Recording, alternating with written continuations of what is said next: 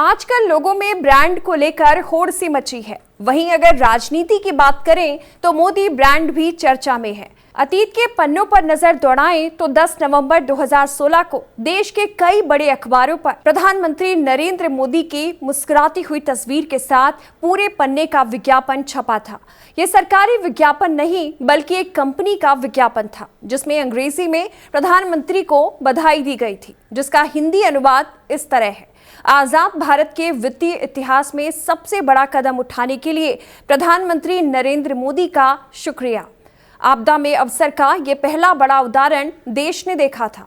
8 नवंबर की आधी रात से मोदी जी के फरमान के अनुसार अचानक नोटबंदी और नोटबदली देश में लागू हो गई थी। तब प्रचलित 500 और 1000 के नोट एक झटके में प्रधानमंत्री ने अपने आदेश से अमान्य कर दिए थे।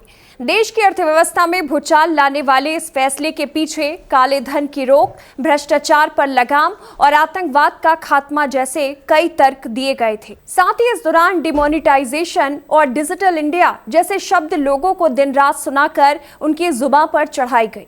लेकिन प्रधानमंत्री नरेंद्र मोदी ने लाखों करोड़ों लोगों की दुनिया में एकदम से तहलका मचाने पर कभी माफी नहीं मांगी, बल्कि नोटबंदी के फैसले के कुछ दिन बाद उन्होंने सरेआम ऐलान किया कि अगर 30 दिसंबर यानी 50 दिन पूरे होने के बाद कोई कमी रह जाए तो कोई मेरी गलती निकल जाए, कोई मेरा गलत इरादा निकल जाए, आप जिस चौराहे पर मुझे खड़ा करेंगे, मैं खड़ा होकर देश जो सजा देगी वो भुगतने के लिए तैयार हूं।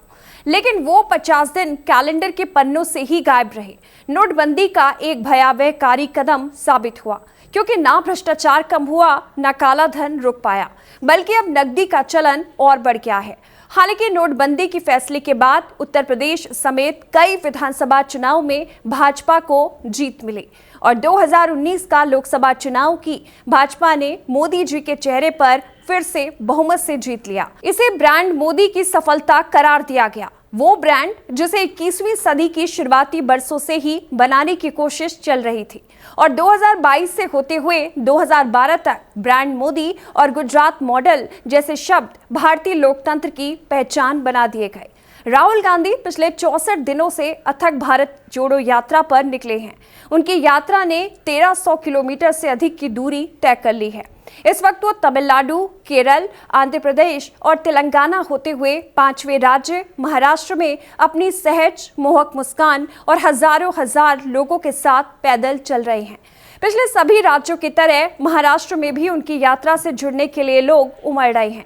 कांग्रेस के विरोधी बार बार भारत जोड़ो यात्रा पर सवाल भी उठा रहे हैं। हिमाचल प्रदेश और गुजरात चुनाव से इसे जोड़ते हुए कह रहे हैं कि राहुल गांधी हार की डर की वजह से इन राज्यों में नहीं आ रहे हैं। कैसी विडंबना है कि चुनाव के पहले ही नतीजों की घोषणा करने का दुस्साहस किया जा रहा है। मानो क्या होना है ये सबको पहले से पता है। भारत जोड़ो यात्रा की सफलता की कहानियों के लिए मीडिया के पास स्थान था और समय नहीं है। डर कि अगर कहीं रोज की सफलता दर्ज की जाए तो राहुल गांधी की चमक अधिक ना साबित हो जाए। लेकिन कुएं से बाहर निकलकर देखा जाएगा तो पता चल जाएगा कि राहुल गांधी तो रोज एक जैसे टी शर्ट, पतलून, जूतों और खिचड़ी दाढ़ी के साथ उठे सूरज जैसे लग रहे हैं, जिसमें रोशनी है और तपिश इतनी ही है जो लोगों को सुकून दे, झुलसाए नहीं। इसलिए पूरे पन्नों के विज्ञापनों और दिन रात के कवरेज के बिना भी लोग उनसे अपने आप ही जुड़ रहे हैं। वहीं आप पार्टी के अरविंद केजरीवाल भी शिक्षा मॉडल की बात करते हुए नजर आते हैं।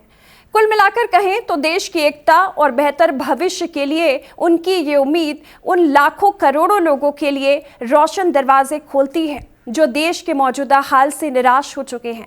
विरोधियों से नफरत और एक अजीब किस्म की हिंसक भाव देश के लोकतंत्र के लिए चिंता को बढ़ाता है। लेकिन राहुल गांधी अपनी उपस्थिति से मानो आश्वस्त कर रहे हैं कि भारत की अनेकता में एकता वाली अनूठी पहचान फिर से मजबूत ही हो जाएगी।